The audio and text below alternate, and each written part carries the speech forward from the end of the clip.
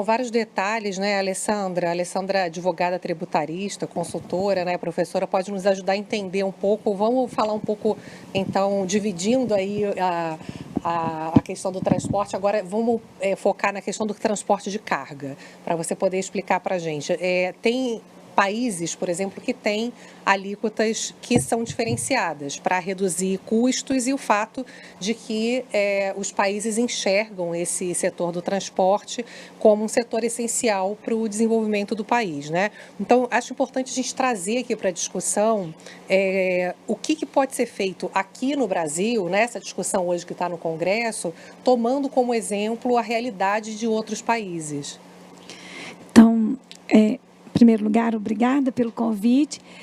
Essa questão de compreender o transporte dentro da tributação do consumo, então nós vamos dar um passinho atrás para dar outros na frente. Então, quando a gente fala assim, a reforma tributária no Brasil, ela está focada na tributação do consumo.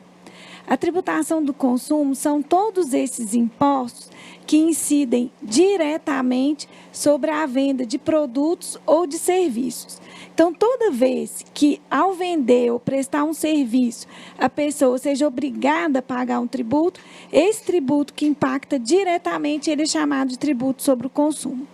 E, economicamente, esse tributo que incide nessa operação, ele passa a compor o preço daquela mercadoria ou o preço daquele serviço. Então, os tributos sobre o consumo, eles, por incidirem diretamente sobre a atividade econômica, nós não conseguimos que eles sejam dimensionados de acordo com a capacidade econômica de quem paga, como é o caso do imposto de renda, por exemplo, onde uma pessoa que tem mais renda, mais dependente, pode ter, menos dependente, mais renda, pode pagar mais imposto do que outra com condições e com características diferentes. O tributo sobre o consumo, nós não conseguimos a aplicação disso, que é tão importante na tributação, que é que ela seja dimensionada de acordo com a capacidade contributiva de quem paga. Que é a discussão de alimento mesmo, né? Que o pobre pague menos imposto de alimento do que as classes de mais alta renda. Então, para humanizar a tributação do consumo, existe um princípio que chama princípio da seletividade.